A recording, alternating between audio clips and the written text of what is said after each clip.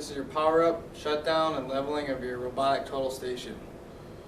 After the equipment's set up, you want to make sure that you raise the antenna on the robot. Then you can come over to the keypad on the robot and turn it on. Come over to the programs button. Right underneath it, it says on. You're going to hold that for a couple seconds. The screen's going to flash, and the robot will turn on. After that's on, you can come over to the remote and turn the remote on second. It's the same thing. The keypad is basically the same, except for this has an expanded keyboard on it instead of being on the numbers like it is on the robot itself. You're going to hit the program button. You're going to hold it. Screen's going to flash. Leica Geosystems logo is going to come on. Then the remote's going to begin to search for the robot. Once that turns on, you can come back over to the robot, and you'll see that the level and the laser plummet has automatically come on. You can see here that the laser is on and it's shooting down to a point on the ground. To level it, it's going to be the same principles and techniques. Your left thumb rule, that's on chapter 343 of your construction surveying book if you need to review that. Once you level it, you can escape out of the menu. You're going to hit escape, and it's going to bring you back to the main menu.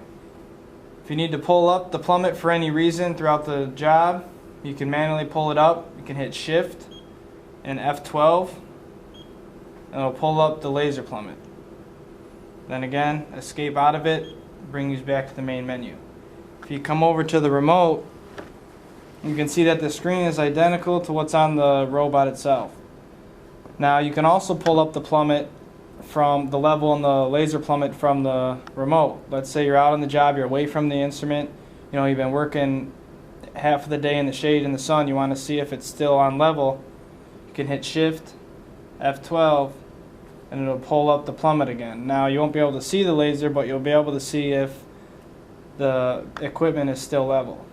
And then escape out of that menu the same way you did on the machine, and it's going to bring you back to your main menu. Now, this screen on both the robot and the remote is fully functional touchscreen. You can use your finger. There's a stylus in the back that's used for it. On the colder days, you want to use, and even anytime, you want to use the keypad and the arrows as much as possible without using the stylus, especially when it gets cold out. You don't want to be jabbing into the screen not knowing how cold it is, and because you can easily scratch it. Now to turn it off, what you're going to do is you're going to hold user and program at the same time, and it's going to bring up a menu. If you do this on the robot, it's the same thing. You're going to hold user and program on the robot keypad. It's going to bring up a screen on the remote that's going to ask you, do you want to turn off just the remote itself, the remote and the robot, or do you want to cancel and continue working? You can do a couple things. You can use a stylus to choose which one you want. You can use the numbers, 1, 2, or 3, or you can use your arrows. If you use your arrows, you just got to hit enter when you're done. So what we're going to do is we want to turn off both the remote and the robot. So we're going to hit number 2, or use the arrows and hit enter, and it's going to ask us confirm. Do we want to turn it off? Yes or no. We can use a stylus to hit yes or no, or we can use F4 or F6. F6 is yes. We're going to turn off the equipment, and it's going to power down.